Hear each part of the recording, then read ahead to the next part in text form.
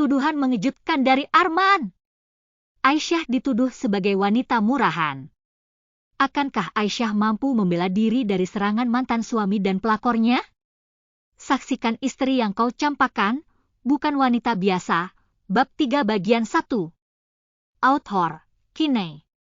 Bab 3, Pertemuan yang Membuka Luka. Arman maju beberapa langkah, mengabaikan kehadiran Farah yang mengekor di belakangnya. Jangan main-main, Aisyah. Kamu datang ke sini untuk apa? Menguntitku? Atau kamu sengaja ingin mencari masalah? Mata mereka bertemu. Ada luka yang tersembunyi dalam tatapan, tapi bibir Aisyah berhasil melengkung dalam senyum tipis yang dingin. Aku di sini bukan urusanmu, Arman. Tidak perlu khawatir, lagi pula ini kantor orang tua. Pergilah, Aisyah. Jangan mempermalukan diriku. Arman memotong kalimat Aisyah yang belum selesai.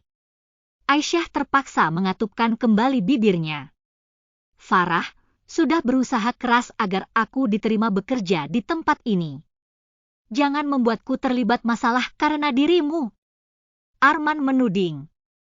Apa maksudmu? Rasanya Aisyah ingin tertawa mendengar pernyataan konyol Arman.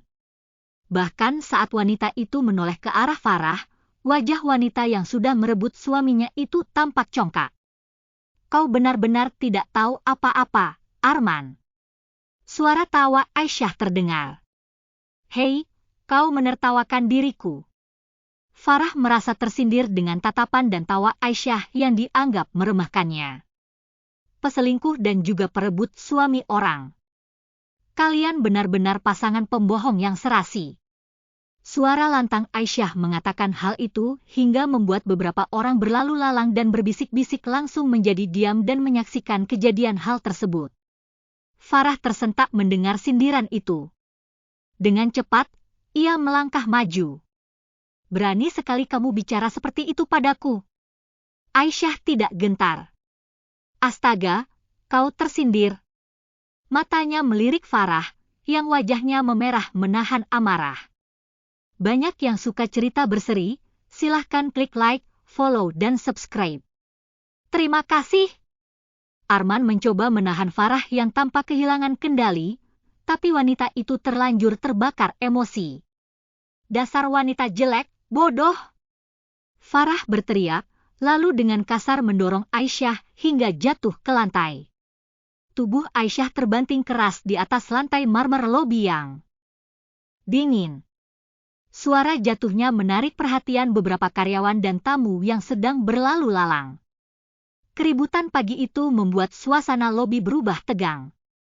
Nona, Anda baik-baik saja.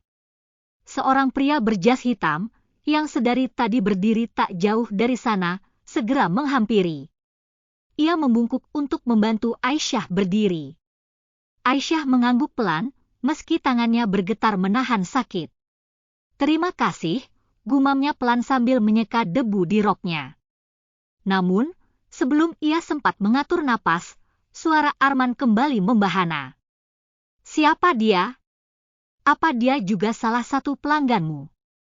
Aisyah membelalak, terkejut dengan tuduhan keji itu. Arman, apa maksudmu? Arman mendekat, wajahnya penuh kemarahan. Jangan berpura-pura bodoh.